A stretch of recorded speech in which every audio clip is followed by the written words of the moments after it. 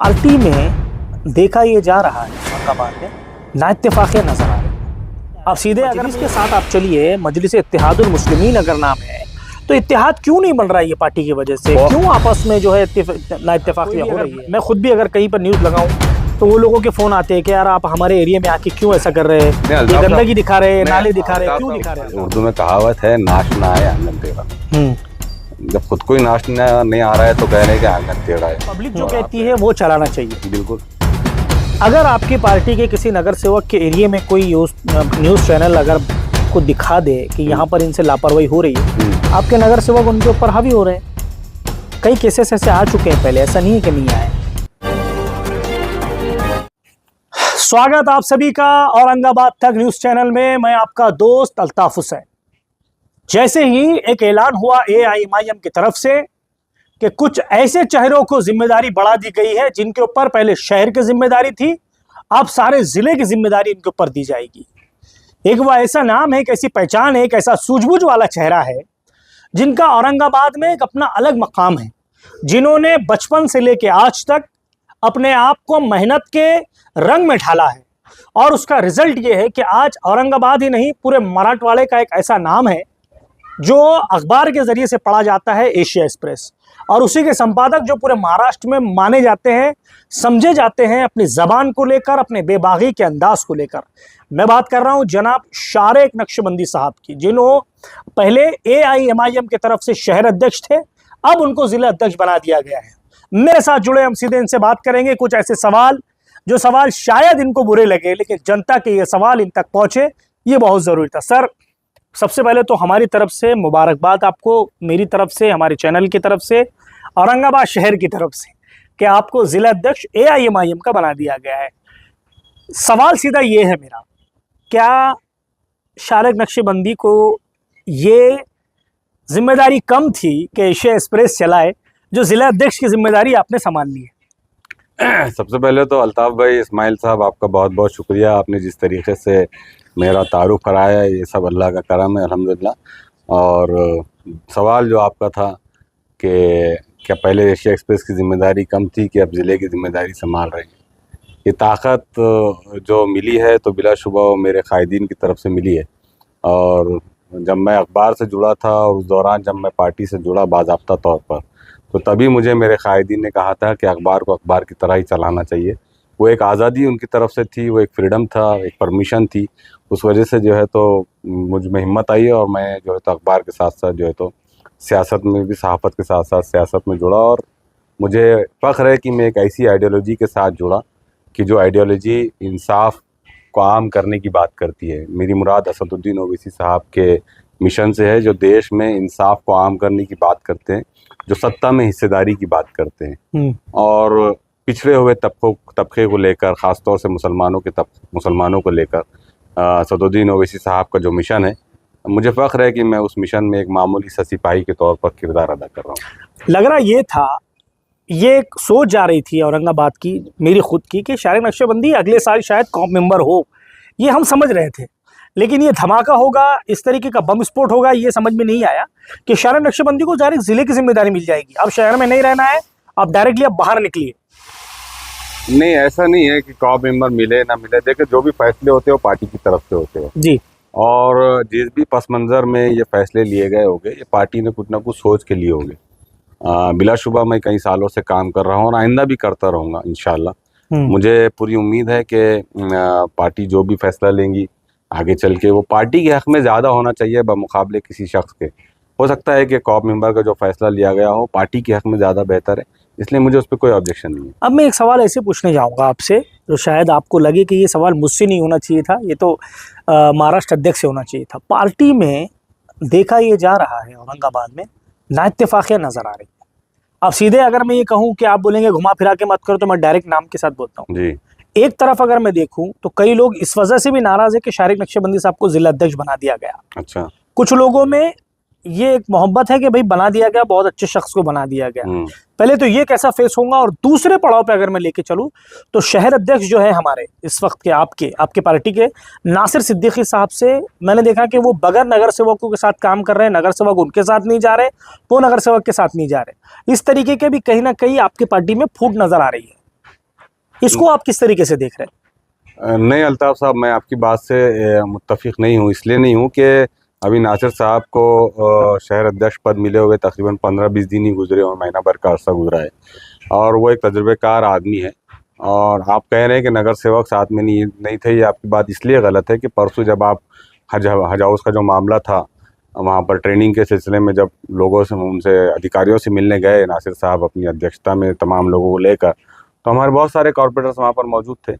अब कोई मसरूफियात की वजह से नहीं आया होगा, कोई कहीं इंगेज होगा इस वजह से नहीं आया होगा, लेकिन इम्तियाज़ जलील साहब ने जब भी जिम्मेदारी दी है, चाहे वो कॉर्पोरेटर्स को कॉर्पोरेटर बनाया हो या फिर शहर अध्यक्ष बनाया हो या ज़िला अध्यक्ष बनाया हो, हम तमाम को एक ही आदेश है कि आप तमाम लोग मिलजुल कर जो है तो एक दूसरे को साथ में लेकर प्रोटोकॉल को मेंटेन करते हुए काम करें। इसलिए कि इससे पहले बिलाशुबा इससे पहले कुछ ऐसी गलतियां हुई है कि लोग प्रोटोकॉल को फॉलो नहीं करते थे, कोई अपनी मर्जी से चलता था। लेकिन अब चूंकि ये मामला इम्तियाज़ जलील साहब ने इस मामले में बहुत सख्ती से नोट ले रखा है कि पूरे काम जो होंगे वो एक प्रोटोकॉल के जरिए होंगे। अभी जैसा मेरी बॉडी जो जिला अध्यक्ष, जिले की जो बॉडी डिक्लेयर हुई है, आप खुद देख रहे हैं कि 4 अहम पोस्ट जो एक बॉडी में होना चाहिए जिले की, वो डिक्लेयर किए गए हैं। तो ऐसा ऐसा सिस्टमेटिकली प्रोटोकॉल को मेंटेन करते हुए चीज़ें आएगी।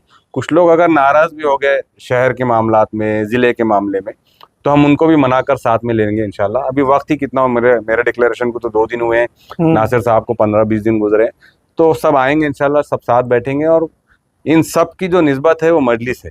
अगर मजलिस का फैसला है तो बात वहाँ पर ख़त्म हो जाती है, जमात के फैसला सबसे ऊपर होना चाहिए। आप जमात के फैसले की बात कर रहे हैं, जिन लोगों को टिकट नहीं मिला था, आप अध्यक्ष थे उस वक्त जी। अब जिन लोगों को टिकट नहीं मिला था वो लोग आज भी उनकी नाराजगी कहीं ना कहीं दिखाते हैं। अब वो किस तरीके से दिखाते हैं वो आपको भी पता है, मुझे भी पता है। वो उनकी नाराजगी क्या है, वो उनकी जगह है। आपको उनको टिकट क्यों नहीं दिया पार्टी ने, ये उसकी जगह है। लेकिन अगर ये कहा जा रहा है कि मजलिस के साथ आप चलिए, मजलिस इत्तेहादुल मुस्लिमीन अगर नाम है, तो इत्तेहाद क्यों नहीं बन रहा है ये पार्टी की वजह से? क्यों आपस में जो है ना इत्तेफाकियां हो रही है? कौन कह रहा है कि नहीं बन, या आप कह रहे हैं कि नहीं बन रहा है? अगर इत्तेहाद नहीं होता तो आपके 33 कॉर्पोरेटर्स चुनकर नहीं आए होते। अगर इत्तेहाद नहीं होता तो लाखों की तादाद में जो वोट हमारे असेंबली चुनाव के अंदर पड़े, पूरे महाराष्ट्र में मजलिस इत्तेहादुल मुस्लिमीन एक ऐसी जमात है जो सेकंड लार्जेस्ट कॉर्पोरेटर्स रखने वाली जमात है। 133 के करीब कॉर्पोरेटर्स और 183 के करीब जो है तो 183 के करीब काउंसलर्स नगर परिषद और नगर पालिका में चुनकर आए हैं। तो ये तो स्टेट लेवल की बात हुई। अगर मैं सिर्फ औरंगाबाद की बात करूं तो अगर इत्तेहाद नहीं होता, देखिए इत्तेहाद चाहे हमारे दरमियान, हमारे ऑफिस बेरर्स के दरमियान, हमारे कॉर्पोरेटर्स के दरमियान कुछ नाइत्तेफाकियाँ हो सकती है, लेकिन आप अवाम के उस ट्रस्ट को देखिए कि जिन्होंने मुत्तहदा तौर पर पूरी जमात के नुमाइंदों को चुनकर दिया, और जहाँ हम 26 सीटों पर पिछले 5 सालों में थे, अब 10 सीटें, उसके अंदर तकरीबन 8-10 सीटें बढ़ के अब हम 33 सीट्स पर बढ़े, और उसमें भी 6-8 सीटें ऐसी हमारी जो हम, जहाँ पर हम सेकंड नंबर पर है। तो अवाम का इत्तेहाद है, अवाम का इत्तेफाक है, हमारे दरमियान भी इत्तेहाद और इत्तेफाक है। उसकी सीधी मिसाल ये है कि जब आप महानगर पालिका की जनरल बॉडी मीटिंग देखते हैं तो उससे पहले बाज़ाब्ता जनरल बॉडी मीटिंग में किस एजेंडे के ऊपर क्या गुफ्तगू की जाए, किस पे बहस की जाए, कौन से मुद्दों को ज़ेरे बहस लाया जाए, इस सिलसिले में बाज़ाब्ता मीटिंग होती है। विरोधी पक्ष नेता समीर साजिद साहब, गट नेता हाजी शेर खान साहब जो है तो इम्तियाज़ जलील साहब के साथ बैठते हैं, पूरे कॉर्पोरेटर्स को लेकर बैठते हैं, और फिर मुद्दे पे डिस्कशन होता है, चर्चा होता है। अगर आपको इत्तेहाद, अगर आप कह रहे हैं आपके मुताबिक कि अगर इत्तेहाद नहीं है, तो फिर आपको हाउस में देखने को मिलता था कि हमारे लोग आपस में जो है तो दस्तो गिरेबा होते थे एक दूसरे से, लेकिन ऐसा नहीं है, इत्तेहाद है। अब छोटी मोटी चीज़ों को हम नाइत्तेफाकी और बिगाड़ इस तरीके से नहीं बोल सकते हैं। कहीं लोगों का ये मानना है, जो शहर के जानकार लोग हैं, वो ये कहते हैं कि बीजेपी ने ईवीएम के जरिए से एआईएमआईएम को इस वक्त जो है 33 सीटें दी है। इसमें आपका कितना, इसका आप में कितना इसका आपकी सोच है? क्योंकि आप एक सहाफ़ी भी है, एक पत्रकार है, सीनियर पत्रकार है, क्या आप मानते हैं? देखिए, ये एक उर्दू में कहावत है, नाश ना आए आंगन टेढ़ा। जब खुद को ही नाश नहीं आ रहा है तो कह रहे हैं कि आंगन टेढ़ा है, और आप कह रहे हैं कि ईवीएम है और ये है और वो है। अगर जो लोग कह रहे हैं अगर वो हमारी पार्टी का हिस्सा होते और अगर वो चुनकर आ जाते तो शायद वो इस तरीके के जुमले नहीं करते। आमतौर से इस किस्म की तनकीद जो लोग करते हैं, क्रिटिसाइज जो लोग करते हैं, वो नाकाम लोग होते हैं। और आपके जो प्रभाग से जो लोग चुनकर आए हैं, जो कॉर्पोरेटर्स चुनकर आए हैं, वहाँ आपका वोट बैंक ऑलरेडी मौजूद है, और वहां पर आपकी अपोजिशन इंतहाई कमजोर था। मिसाल के तौर पे कांग्रेस के पास उम्मीदवार नहीं थे, उनका कोई टिकट लेने के लिए तैयार नहीं था।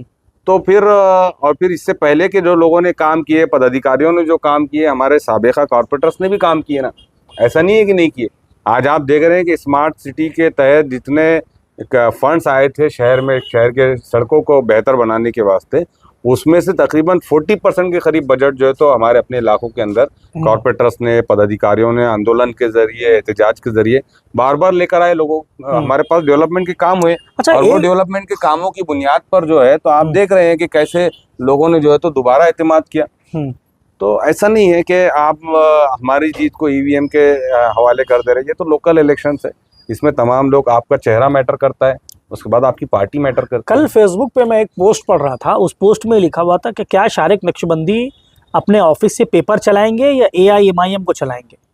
मतलब क्या पत्रकारिता पे आपके शक कहीं ना कहीं आ रहा है, क्या समझ रहे हैं आप? नहीं ये इससे पहले भी इस किस्म के सवाल उठते थे, लेकिन मैंने आप देखिए, मेरा अखबार उठाकर देख लीजिए, मेरे न्यूज़ चैनल को उठाकर देख लीजिए आप, कि मेरे अखबार और न्यूज़ चैनल में हमेशा अवाम की खबरें छपती है जो अवाम चाहती है। अब अवाम के काम करने वाले कांग्रेस पक्ष के भी लोग हो सकते हैं, उनकी भी खबरें माशाल्लाह बाज़ाब्ता छपते रहती हैं। आपको गवाही देंगे, कांग्रेस के अध्यक्ष गवाही देंगे, एनसीपी के जिम्मेदारान आपको गवाही देंगे, शिवसेना UBT के लोग गवाही देंगे। तो ऐसा नहीं है। देखिए, अखबार जो है ना वो मेरी जाती प्रॉपर्टी नहीं है। अखबार जो है तो माउथपीस होता है पब्लिक का। पब्लिक जो चाहती है वो अखबार में प्रिंट होना चाहिए, पब्लिक जो चाहती है वो आपके न्यूज़ चैनल पर जाना चाहिए, तो ही आपका अखबार और आपका न्यूज़ चैनल टिक पाता है। अगर हम सबको लेकर नहीं चले होते अपने अखबार के अंदर, तो आज हमारे 2,07,000 के करीब सब्सक्राइबर नहीं होते साहब। आज हमारी अल्हम्दुलिल्लाह हजारों कॉपी शहर के अंदर अखबार की बिकनी होती, लोग बाज़ाब्ता खरीदते हैं, इसलिए कि हम उसके अंदर सबको लेके चलने की बात करते हैं और हर पक्ष की खबर छापते हैं जो अवाम के लिए काम करती है। अब आप ये बात कर रहे हैं, इसके ऊपर ही आपको रिलेटेड सवाल करता हूं मैं। आप कह रहे हैं कि पब्लिक जो कहती है वो चलाना चाहिए। बिल्कुल। अगर आपकी पार्टी के किसी नगर सेवक के एरिया में कोई न्यूज़ चैनल अगर को दिखा दे कि यहाँ पर इनसे लापरवाही हो रही है, आपके नगर सेवक उनके ऊपर हावी हो रहे हैं। कई केसेस ऐसे आ चुके हैं पहले, ऐसा नहीं है कि नहीं आए। तो क्या MIM पत्रकारिता को दबा रही है या फिर अब आप क्या समझ रहे हैं इसको? क्या आप सहाफ़ी के तौर पे बताइए, आप जिला अध्यक्ष मत बताइए। सहाफ़ी और पत्रकारिता तो बाद में है। पहले मेरे महाराष्ट्र अध्यक्ष इम्तियाज़ जलील साहब ने साफ तौर से कह दिया है कि अगर मेरे कॉर्पोरेटर्स के इलाके के अंदर कोई गैर कानूनी धंधे हो गए, कहीं चरस और गांजे की बिक्री होगी, उसको सेल किया जाएगा, किसी किस्म के कोई इलीगल धंधे हो गए, और अगर उसके उन धंधों के खिलाफ वहाँ का कॉर्पोरेटर आवाज़ नहीं उठाता है, तो मैं ये समझूंगा कि उसका भी कहीं ना कहीं उसके अंदर रोल है। तो जब हमारे महाराष्ट्र प्रेसिडेंट की तरफ से साफ तौर से इंस्ट्रक्शन है कि अपने एरिया के अंदर किसी भी तरह के इलीगल धंधों को आपने खामोश नहीं बैठना चाहिए, बल्कि आपने पुलिस को अप्रोच होना चाहिए। जब उनकी तरफ से क्लेरिफिकेशन है तो दूसरों को तो सवाल ही पैदा नहीं होता। आप जो लोग कर रहे हैं उनके ताल्लुक से आप बताइए नाम बनाम, उस ताल्लुक से महाराष्ट्र अध्यक्ष के पास बात करेंगे। कई मरतबा ऐसे केसेस आए कि कोई भी, अगर मैं खुद भी अगर कहीं पर न्यूज़ लगाऊं तो वो लोगों के फोन आते हैं कि यार आप हमारे एरिया में आके क्यों ऐसा कर रहे हैं, ये गंदगी दिखा रहे हैं, नाले दिखा रहे हैं, क्यों दिखा रहे हैं? अल्ताफ साहब, उसमें एक चीज़ ये रहती है कि आमतौर से क्या होता कि देखिए, पत्रकारिता का मतलब ये है कि उसने समाज के किसी भी मसले को अलग अलग पहलुओं से प्रेजेंट कर देना। फैसला देना ये पत्रकार का काम नहीं है, वरना गोदी मीडिया में और हमें कोई फर्क नहीं रहता। अगर किसी प्रभाग में किसी कॉर्पोरेटर्स के पास आपको कचरा नजर आ रहा है तो बिलाशुबा आपने वो बताना चाहिए, लेकिन साथ ही साथ आपने उस कॉर्पोरेटर का, उस जिम्मेदार का स्टेटमेंट भी लेना चाहिए कि भाई आपके पास ये कचरा कई सालों से, कई महीनों से, कई दिनों से पड़ा है, आप इस पे क्या कर रहे हैं।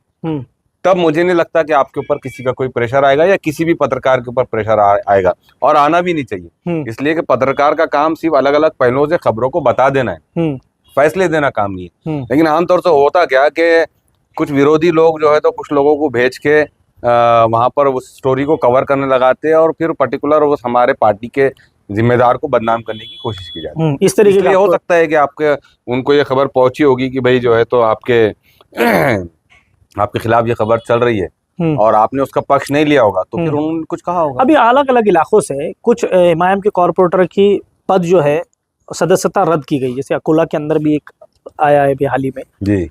तो ये क्यों हो रहा है? और औरंगाबाद के भी कई नाम ऐसे आ रहे हैं, उसको किस तरीके से फेस करेंगे आप? क्योंकि औरंगाबाद के अंदर मुझे लगता है कई नाम ऐसे आ रहे हैं जो आपको अच्छे से पता है, मुझसे ज्यादा आपको अच्छे से पता है कि वो कहाँ पर फॉल्ट है, कहाँ पर डिफॉल्टर हो चुके हैं, मुझसे ज्यादा आपको पता है। इसको कैसे फेस करेंगे आप? नहीं, बिल्कुल, जो लोगों ने जो भी डॉक्यूमेंट्स प्रेजेंट किए हुए हैं वो उनकी अपनी ज़ाती तौर पर जिम्मेदारी है। पार्टी ने उन पर विश्वास करके उनको टिकट दिया था उनका काम था कि जेन्युइन डॉक्यूमेंट्स प्रेजेंट करते, लेकिन अगर वो गलत है तो वो उसका भुगतान वो खुद उठाएंगे। लेकिन चूंकि लेकिन हमारे पार्टी के उस नुमाइंदे के साथ उसकी कानूनी जंग में शाना बशाना खड़े रहेंगे इंशाल्लाह। इसलिए कि हमें मालूम है कि वो बड़ी मेहनतों के साथ, अवाम ने एक भरोसे के साथ उसको चुनकर दिया है उस हमारे नुमाइंदे को, और वो नुमाइंदे की जिम्मेदारी बनती है कि वो उस कानूनी लड़ाई को लड़े। इसलिए कि जो लोग हार गए वो उसके खिलाफ कोर्ट में गए, समझे आप, तो वो कहीं ना कहीं उसको डिस्टर्ब करने की भी एक साजिश हो सकती है। और अल्लाह ना करे अगर वो जेन्युइन डॉक्यूमेंट्स उसने अगर प्रेजेंट नहीं किया है तो उसका खमियाजा तो वो खुद भुगतेंगे। वो खुद भुगतेंगे, आपको ऐसा लगता है? अच्छा, दूसरी चीज़ ये बताइए मुझे, अभी जो लोग आपकी पार्टी छोड़ के चले गए, जिन लोगों को टिकट नहीं मिला था, और ऐसा नहीं है कि वो काबिल नहीं है, बड़े काबिल है वो लोग उसमें, जैसा मैं अगर नाम लूँ, रफ़त यार खान का मैं नाम ले लूँ, अबुल हसन अली हाशमी का मैं नाम ले लूँ, आरिफ हुसैनी का मैं आपको नाम ले लूँ, इन लोगों के मैं नाम आपको बताता हूँ। अगर ये आपको लगता है कि भाई इन लोगों को अगर हम वापस ला सकते हैं, जैसे शेख अहमद साहब तो वापस आ गए हैं, नासिर सिद्दीकी साहब आ गए हैं, ज़मीर कादरी साहब आ गए हैं, जैसे इरशाद एक जो नौजवान है वो वापस है, फैज़ान रिजवी वापस है, ये सारे लोग आ गए। लेकिन जिन लोगों का मैंने नाम लिया है, तो क्या इन लोगों से आप बात करेंगे? अब आप जिला अध्यक्ष हो गए कि भाई आप आ जाइए, नाराज़गी ख़त्म करिए, अब आपको कोई ना कोई जिम्मेदारी मिलेगी, ऐसा आप बात करने की कोशिश करेंगे इनके साथ? देखिए, मेरा बुनियादी तौर पर मकसद ये रहेगा कि जैसे तैसे मैं पार्टी को मजबूत करूं, नाराज लोगों की नाराजगियों को मैं दूर करूं जी। अब चूंकि मोहब्बतों का मामला ये होता है कि मोहब्बत दो तरफा होनी चाहिए जी। अगर एक तरफा मोहब्बत रहती तो मोहब्बत नहीं होती है जी। तो अगर कोई एक कदम बढ़ा रहा है तो उन लोगों ने भी दो कदम बढ़ाना चाहिए। और सियासत में तो ये चीज़ें होती है, किसी को टिकट मिलता है, किसी को नहीं मिलता है, और इख्तिलाफ भी होना चाहिए, मेरी नज़र में ये है। अगर इख्तिलाफ नहीं है तो फिर वो कोई आप हेल्दी डेमोक्रेसी का पार्ट नहीं है। इसका मतलब आम भाषा में, आम जुबान में कहते हैं कि पानी मारने वाली अगर पोजीशन रहेगी तो उसमें फिर आप बात नहीं कर सकते। इख्तिलाफ बिल्कुल होना चाहिए, लेकिन इख्तिलाफ का एक मेयार होना चाहिए। इख्तिलाफ का इतना कम से कम मेयार रहना चाहिए कि अगर कल आपको आमने सामने मिल जाए तो एक दूसरे की नज़रों में नजरें मिलाकर सलाम कलाम किया जा सके जी। तो अगर पार्टी आला कमान मुझे आदेश करती है, आदेश देती है और इन लोगों को साथ में जोड़ने की बात करती है तो मैं बाज़ात खुद इंशाल्लाह जाऊंगा, और इन लोगों से ताल्लुकात अपनी जगह है, बिल्कुल है। इस्लाम पार्टी औरंगाबाद में आई है, अब जैसे आप नारे तकबीर कहते थे वो भी इस्लाम जिंदाबाद कहेंगे, कैसी लड़ाई होगी? आप सबसे पहले तो आप उस पार्टी का नाम ही गलत तरीके से ले रहे हैं। ISLAM ये उस पार्टी का नाम, इंडियन समथिंग है वो, कुछ तो भी वो एब्रोगेशन भी उसका जो बनाया गया है वो भी सही नहीं है। खैर ये उनका अपना मामला है, और पार्टियां आना चाहिए आप चाहते हैं? बिल्कुल आना चाहिए, एक नहीं 10 पार्टी आना चाहिए। पार्टी में पार्टी आएंगी तो कंपटीशन बढ़ेगा, और कंपटीशन में हमेशा वही लोग मैदान में कायम रहते हैं जो लोगों का काम करते हैं। अगर कंपटीशन नहीं रहेगा तो फिर हो सकता है कि हमारे भी पैर आसमान जमीन सर जो है तो दिमाग ऊपर उड़ेगा। तो ऐसा नहीं है, डेमोक्रेसी है, सबको हक आना चाहिए। कुछ लोगों की ये नाराजगी है कि आपके पार्टी के नगर सेवक आप रील के हीरो हो चुके हैं, रियल के हीरो नहीं बचे। नहीं, जो लोग थे उनको असद साहब ने बाज़ाब्ता पाबंद किया है कि आप ज़मीन पे उतर के काम कीजिए। उसके बाद आप देख रहे हैं कि थोड़े से रील्स वगैरह का रेशो कम हुआ है। अब नया नया मामला था, कहीं ऐसे नौजवान है माशाल्लाह जो जिनका ख्वाब था कि वो कॉर्पोरेटर बने, और वो बने, उनको मौका मिला, उनको अवाम ने एतमाद किया उनके ऊपर। तो नया नया मामला था, हर किसी को नए नए मामले में थोड़ा मज़ा आता है, लेकिन उनको असद साहब की बाज़ाब्ता इंस्ट्रक्शन थी और उसके बाद अब उन लोगों ने काम के ऊपर फोकस करना शुरू किया। पत्रकारों की तरफ बड़ा ध्यान देती है, आपको देख लीजिए, जावेद पटेल को देख लीजिए, लोक रत्न के संपादक, आप एशिया एक्सप्रेस के संपादक, इम्तियाज़ जलील साहब इंडिया टीवी के रिपोर्टर, और कई ऐसे और भी नाम है जो पहले पत्रकार थे। ज़मीर खादरी साहब को देखिए जो कॉर्पोरेटर रह चुके हैं। क्या बात है, क्या इम्तियाज़ जलील साहब ने ठान लिया है कि पत्रकारों को इस शहर में एक बड़ा दर्जा देकर जाया जाए? नहीं, ऐसा नहीं है, एक आध दो पोस्ट है, बाकी की पोस्ट है तो दूसरे गैर पत्रकार लोग हैं उनको देते हैं। ऐसा नहीं, जो मौका है, जिसको जो काम करेंगे वो उसको मौका देंगे, इंशाल्लाह मौका देंगे। अच्छा, आखिरी के 2-3 सवाल मेरे एक ऐसे है, पार्टी की जिम्मेदारी आप पर बढ़ गई है, जिले को संभालना है जी। अब इसके बाद में लोकसभा का इलेक्शन में हम, उसके अलावा कोई इलेक्शन मेरी नज़र में तो अभी मुझे नज़र नहीं आ रहा जी। ये सरपंच वगैरह का तो है, ये ठीक है, लेकिन बड़ा इलेक्शन अगर कोई है तो लोकसभा का है, और मुझे लगता है कि आप पर ही बड़ा डिपेंड करेगा कि इमाम को कितने वोट मिलेंगे। अब कैसा आप एक नक्शा बना रहे हैं कि मैं यहाँ से शुरुआत कर रहा हूँ, यहाँ मुझे पड़ाव डालना है, यहाँ से लोगों को खींचना है, सिर्फ मुस्लिम नहीं अदर कास्ट भी, कैसी प्लानिंग है आपके दिमाग में? देखिए, सबसे पहले मेरे जिला अध्यक्ष बनने के बाद सबसे पहली प्रायोरिटी ये है कि मैं एसआईआर के मामले में हर गांव और तहसील जाऊं, लोगों के अंदर अवेयरनेस पैदा करूं, अपने पदाधिकारियों के अंदर ये हौसला पैदा करूं कि भले आज आप किसी पोजीशन पर नहीं है, आप ना काउंसलर है, ना ग्राम पंचायत के मेंबर है, ना नगर पालिका के मेंबर है, लेकिन आपको लोगों के काम करना है। एसआईआर मेरे नज़दीक पहला इशू है और मैं इंशाल्लाह पीर से जो है तो अपने दौरे शुरू करूँगा, अपनी पूरी टीम के साथ मैं निकलूँगा इंशाल्लाह, और हम लोगों के पास जाएंगे, लोगों को बोलेंगे, एसआईआर की अहमियत से जगाएंगे, और हमारी जो लोकल की टीम्स वहाँ पर मौजूद है उसको एक्टिव करेंगे। 133 कॉर्पोरेटर्स और 183 नगर पालिका मेंबर्स चुन के आने के बाद आज भी कई सारे ऐसे लोग हैं जो पार्टी से जुड़ना चाहते हैं, और समीर साजिद साहब ने जिले सतह पे काफ़ी काम किया था, लोगों को जोड़ा था। उनको एक मरतबा फिर इंशाल्लाह रीयूनिट करेंगे, उनको दोबारा एक जगह लाएंगे, और पहली प्रायोरिटी तो ये होगी कि हम जो है तो एसआईआर के ऊपर ज़्यादा से ज़्यादा काम करें।